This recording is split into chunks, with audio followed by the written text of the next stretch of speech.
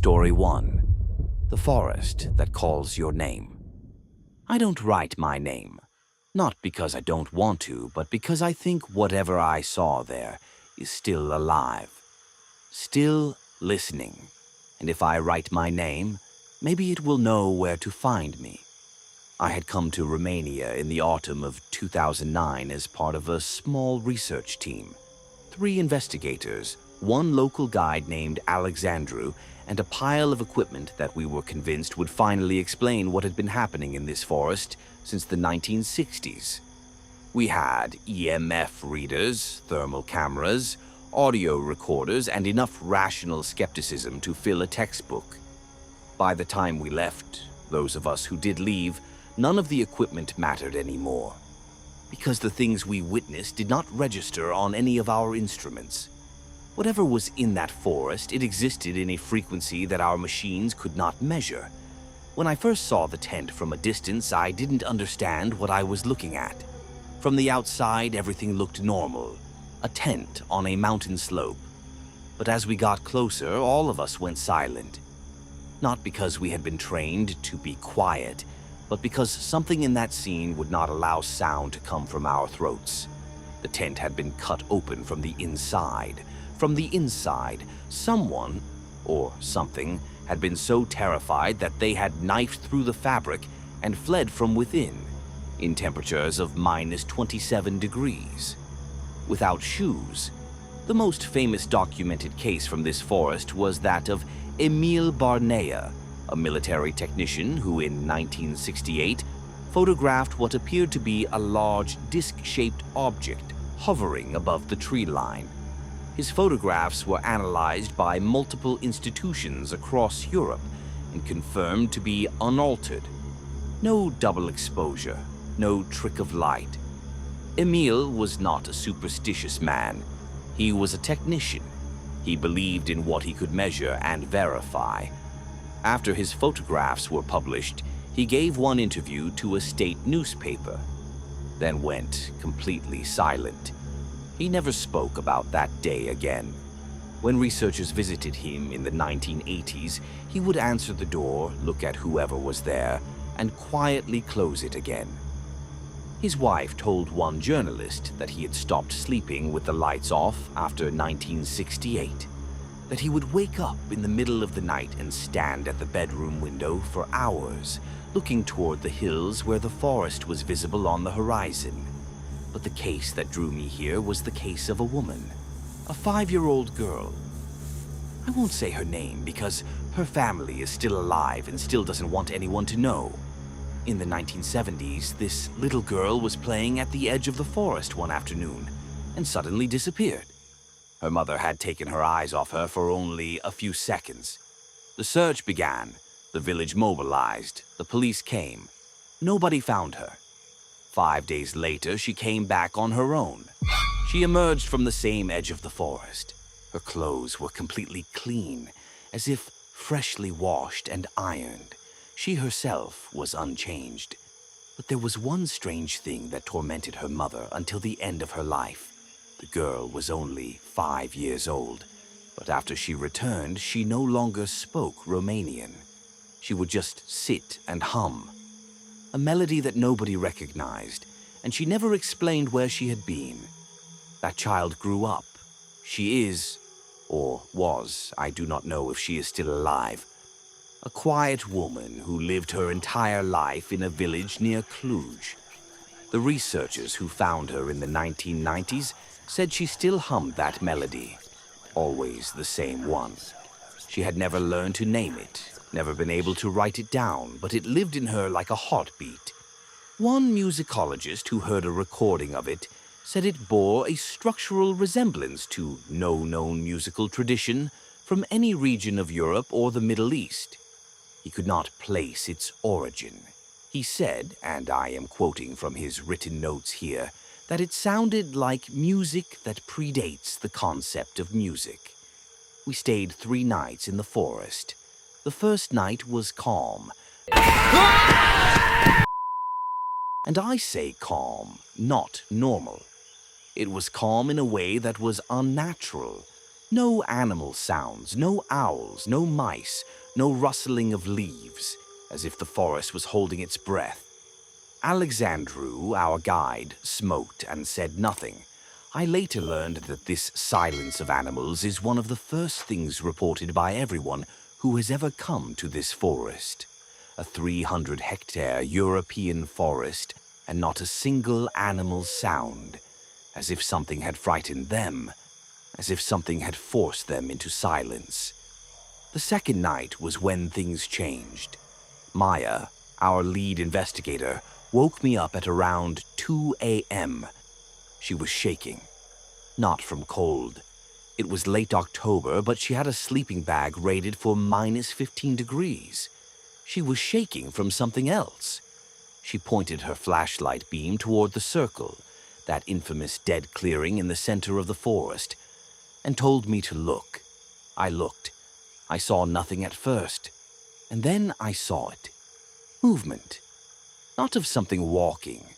Movement of the air itself, the way heat ripples above asphalt in summer, but cold and slow and deliberate. Like something enormous was breathing right there in that clearing. Something invisible, something with lungs the size of a house. I picked up the thermal camera. The clearing registered exactly the same temperature as the surrounding forest. No anomaly. Nothing. And yet, whatever we were watching with our naked eyes was absolutely, undeniably there. The third night is my own story, a story I have never told anyone in full. It was close to 3 in the morning when someone called my name. Not Alexandru, not Maya, not Daniel, who was the third team member. A different voice, a woman's voice, quiet and strangely familiar. Like someone I had known years ago and forgotten. I came out of the tent. I don't know why. No matter how many times I later told myself I was stupid, I couldn't understand why I came out without thinking. But I came, and in the darkness of the forest, a few meters ahead, I saw a shadow. The shadow of a person, moving toward the circle, and humming my name. Alexandru brought me back. I don't know where he came from, but suddenly his hand was on my shoulder, and he said very quietly, "Walk back to the tent, now," without looking. I looked. I couldn't help it. But when I turned around, the shadow was gone. There were only trees. There was only darkness. There was only that absolute silence that now felt like a wall. We left the forest at first light. Alexandru didn't say a single word the entire way back. Only once, as we were getting into the car, he turned and looked at the forest and said quietly, "You were lucky." I didn't ask lucky about what. I think I already knew the answer. We published our findings, or rather, our non-findings. A report about an investigation that had detected nothing measurable, nothing quantifiable, nothing that could be pointed to in a scientific paper and labeled as evidence of anything. And yet, all 4 of us had signed that report. And all 4 of us privately knew that we had encountered something in that forest that did not belong to any category of experience we had ever been trained to process. Maya quit field investigation 6 months later. She said she had started hearing her name being called at night in her apartment in Bucharest, 300 kilometers from the forest. She said it was a woman's voice. She said it sounded familiar. I have not spoken to her since 2011. I have tried calling. She does not answer. I tell myself she simply moved on with her life. I tell myself that because the alternative I sometimes think about in the middle of the night when my own apartment is too quiet, is something I am not ready to write down. Hoia-Baciu is still there. Every year, thousands of people visit it. That empty circle is still at its center. Researchers still take soil samples. Still no explanation has been found. And every so often, someone reports getting lost in the forest, walking for hours and arriving back at the same point they started. They report hearing a voice, seeing a shadow, feeling watched, and then, when they come out of the forest, they cannot explain how long they were there, because their watch shows the right time, but the sun is in the wrong place, because their body carries the exhaustion of 2 days, but they only went in for a few hours, because the forest holds time, because the forest has its own rules, and none of our rules work there. Story 2, 411, the numbers on the missing files. I am a retired FBI investigator. I worked at the Bureau for 22 years, and in that time I saw things that most people don't think about, even in their dreams. But none of them kept me awake like this case. This case that officially doesn't exist. This case that when I first put its numbers together, my supervisor looked at me and said, "You'd better forget about it." I didn't. And now I understand that I wish I had. The pattern began, or rather I began to see it, in 2008 when I was cross-referencing missing persons cases filed across 14 different national parks over a 40-year period.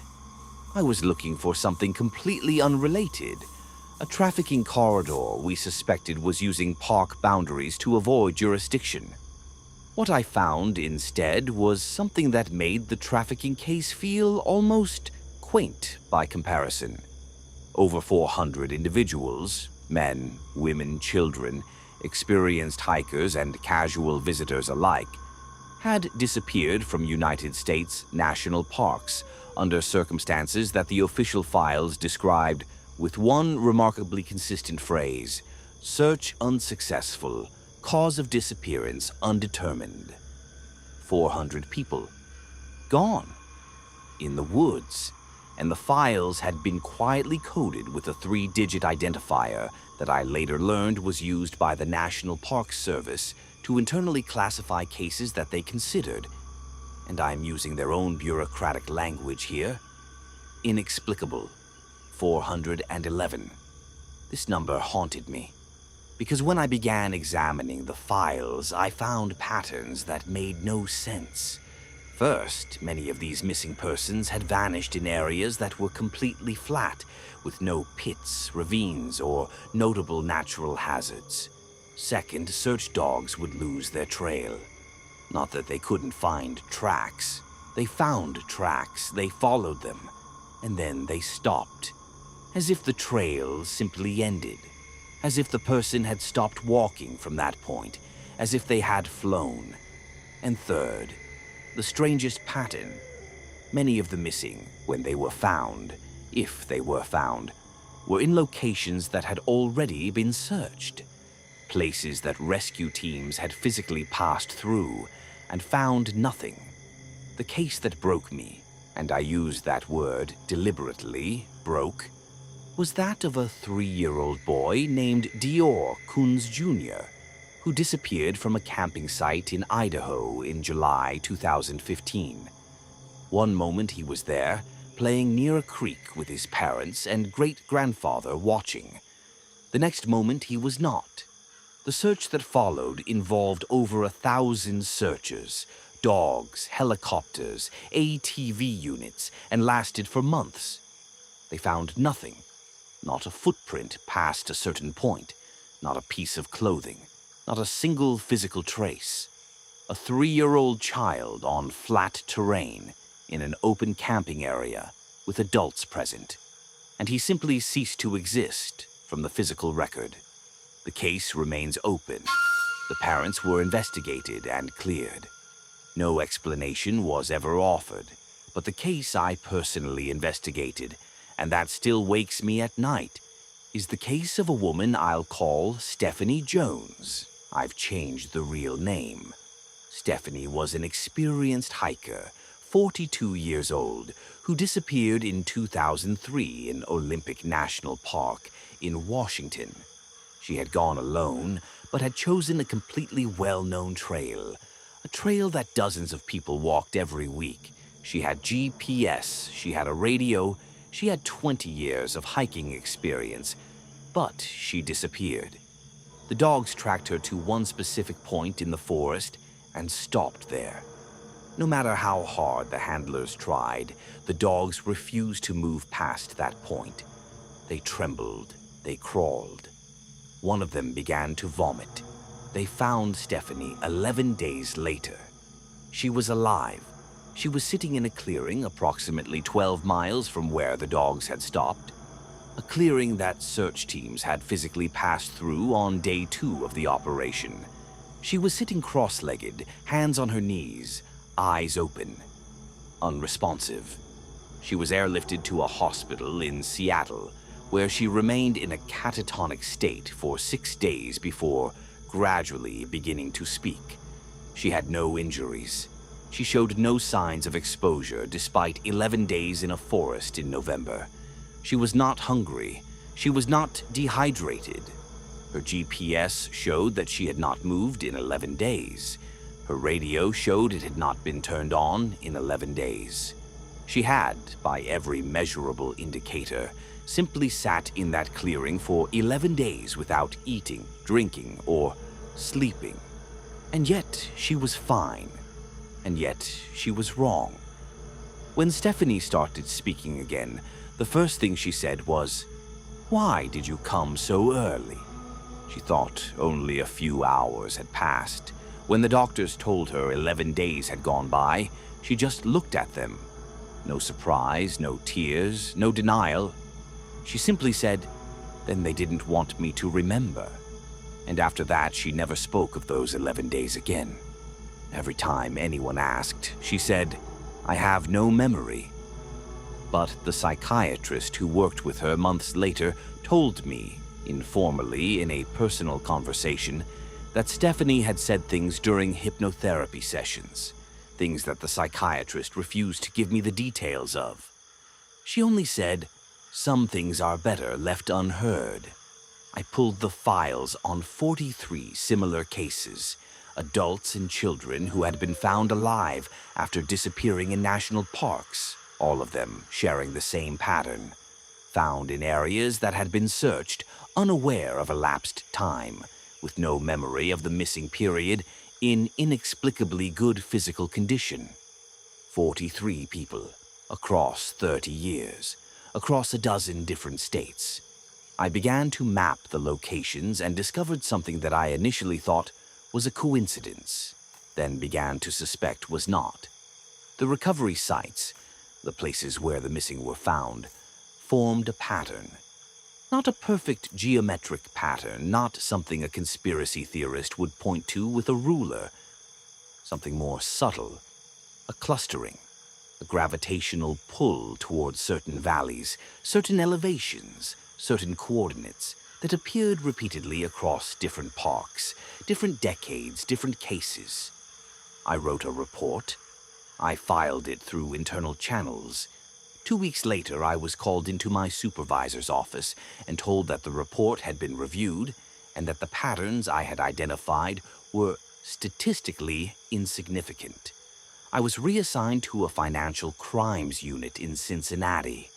I had never worked financial crimes in my life. I retired in 2012. After retiring, I contacted David Paulides.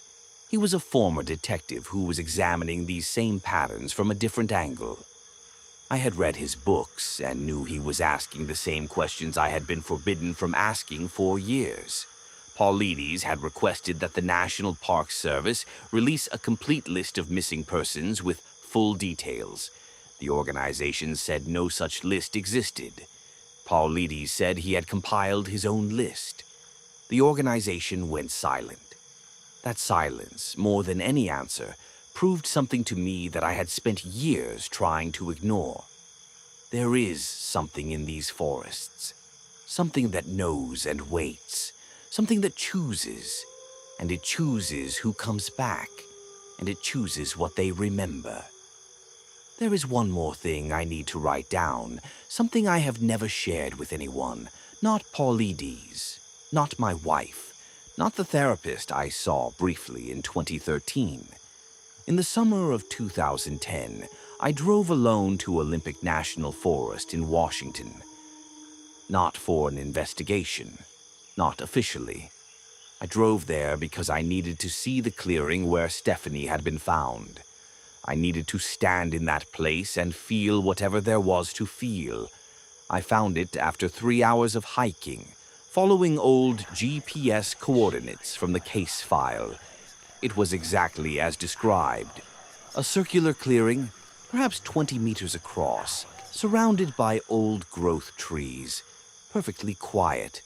I stood at the edge of it for what felt like a few minutes. I took out my notebook and wrote some observations. Then I walked back to my car. When I checked my watch in the parking lot, 4 hours had passed. I had been in that clearing for 4 hours and had experienced it as 5 minutes. I looked at my notebook.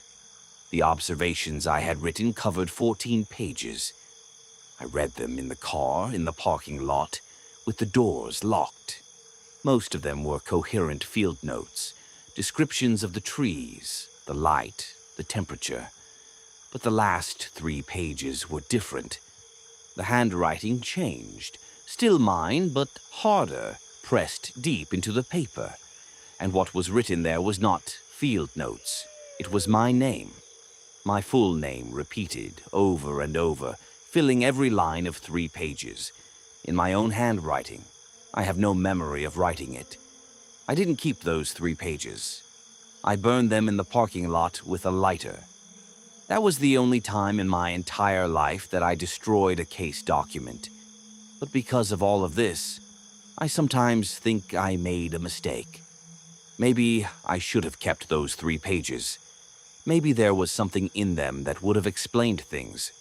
Or maybe whatever was waiting for me wanted me to keep them. Maybe burning them was the only right decision I made in that forest.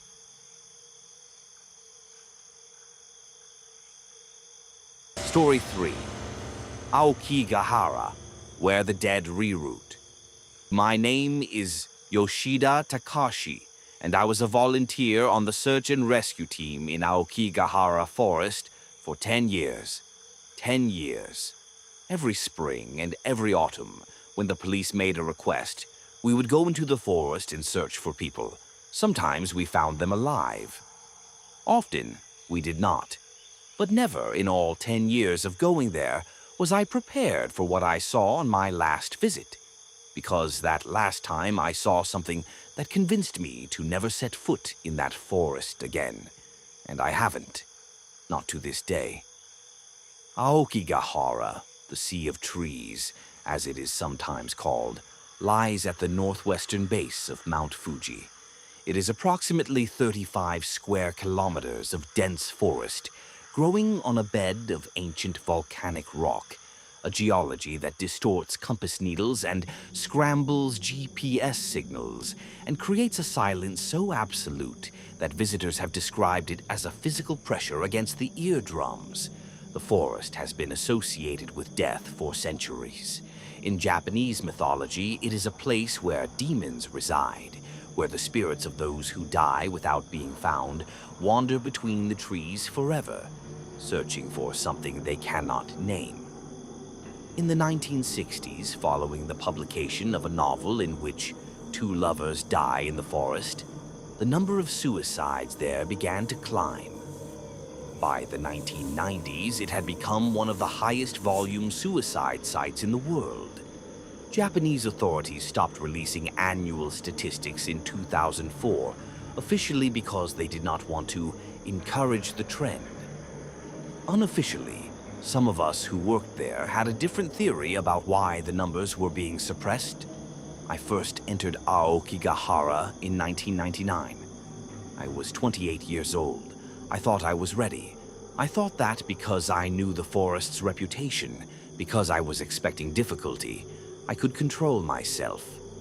But Aokigahara has one thing that no description prepares you for: its silence. This silence is different from the silence of other forests. In other forests, silence means the absence of sound. In Aokigahara, silence is an active thing, as if the forest is listening, as if its silence is a choice, not a reality, And once you feel that silence, you feel something else too, that you are not alone. Not in a frightening way, not like someone watching you from behind, but like the forest is aware of your presence, like it knows you have come, like it is deciding what to do with you. The most consistent and disturbing thing reported by search volunteers, and I confirmed this repeatedly in my own experience, was the nausea. Not everyone experienced it, but those who did described it identically. A sudden, sourceless nausea that hit within certain zones of the forest, accompanied by a sensation of being watched, followed almost immediately by disorientation. You would know where you were, you would have a map, you would have a compass, and yet you would look at the trees around you and feel, with an absolute certainty that overrode reason, that you were not where your instruments said you were, that the forest had quietly rearranged itself around you. I have spoken to geologists who have studied the volcanic rock beneath Aokigahara, and they have confirmed that the magnetic anomalies produced by the rock are real and measurable. But they have also told me, quietly and usually after a drink or two, that the anomalies alone do not fully account for what happens to people's navigation in that forest. That there are gaps in the explanation, that the data doesn't fully add up. In 2007, something happened that we volunteers decided among ourselves to never include in any official report. We had a search team of 6 people. One of us, a young man, a newcomer, I won't say his name, became separated from the rest. In Aokigahara, this happens. The trees are so dense that it's easy to lose distance from the group. We turned back and looked for him. We called his name. We radioed him. No answer. We searched for 2 hours. Then suddenly, from behind us, came the sound of his footsteps. We turned. He was there, breathing hard, pale. He said he had gotten lost, said he had been looking for us, said he had heard our voices but couldn't reach us. But there was one strange thing. When he appeared, he came from a direction that we had passed through only 5 minutes earlier. We had walked that path. He had not been there, and then he was. But the thing that made my colleagues and I go silent, the thing that none of us mentioned in the report, was something we noticed only later, back at the staging area when we were reviewing the day. We had all been wearing GPS trackers, standard equipment. When we downloaded the data that evening and laid out all 6 track logs on a map, 5 of them showed the same path. Our collective route through the forest. The 6th track log, the one belonging to the young man who had become separated, showed something different. For the 2 hours that he had been missing, his GPS tracker had recorded him walking, not standing, not lost in one place, crying out for us. Walking, steadily, in a large, slow spiral, moving in a pattern so perfect, so geometrically precise, that it could not have been accidental. And at the center of that spiral, the coordinates of where his walking had eventually stopped and where his track had then rejoined ours, those coordinates, when I checked them later, corresponded to a location in the forest that we had never been near, a location that did not appear on our maps at all. The young man never explained the 20 minutes he stood at the center of that spiral. We never asked. After that day, he never came back to the team. I heard through one of the others that he had moved away from Tokyo and was living in northern Japan. I heard that a year after the incident, he had gone to a psychiatrist because of recurring nightmares. But when they asked about the nightmares, he said, "My nightmares have no sound, just my walking, just walking through the forest, and the feeling that I am going somewhere I need to go." My last visit to Aokigahara was in the spring of 2009. We had found a body, a middle-aged man seated against a large oak, a letter in his pocket addressed to his family. Standard, in the terrible sense of that word. standard for that forest. We photographed the scene, documented everything, called in the coordinates for the police team to come and collect. And then, in the time between our radio call and the arrival of the police, maybe 40 minutes, something happened that I have turned over in my mind every day since. One of our team members, a woman named Keiko who had been coming to the forest for 7 years, sat down on a rock about 10 meters from the body and started talking. Not to us. We were all standing together, watching her from a distance, not close enough to hear clearly. She was talking to the air in front of her. She was nodding occasionally.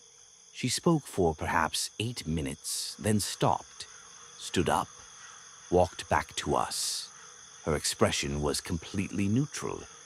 Keiko never explained after that day who she had been talking to.